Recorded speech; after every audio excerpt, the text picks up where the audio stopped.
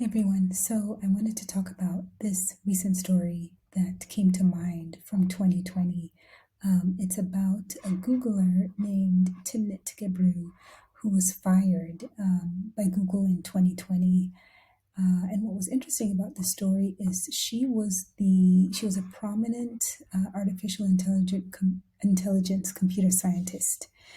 So she was seen as a pioneer of research into facial recognition software, particularly the biases against people of color in facial recognition. So she was a lead researcher, a pioneer in this industry, and she was fired in 2020.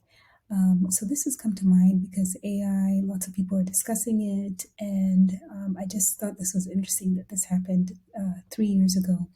Another interesting thing about her is she co-founded the Black in AI advocacy group.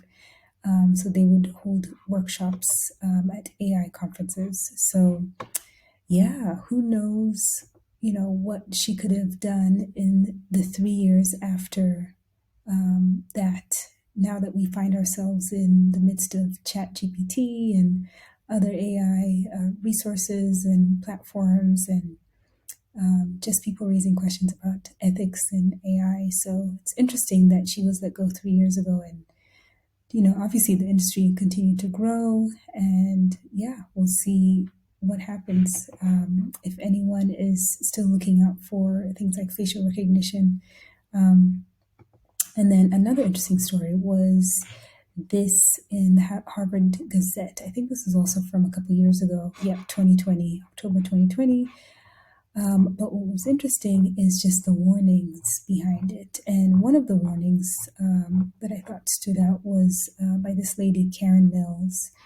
And she said, if we're not thoughtful and careful, we're going to end up with redlining again.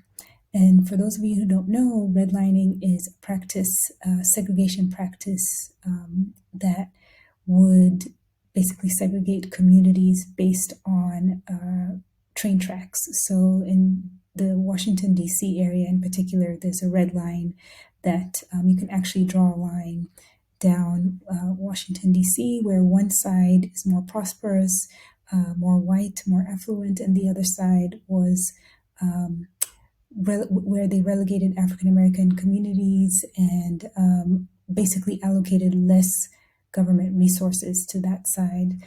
So the train tracks acted as kind of a wall or a line.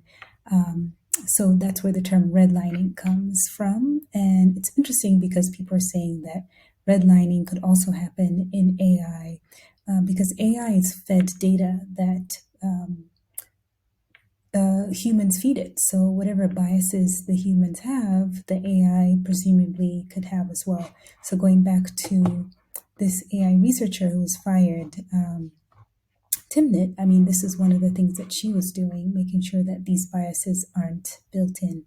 So yeah, just something that I thought was interesting. Two stories from 2020 that are still have implications today. So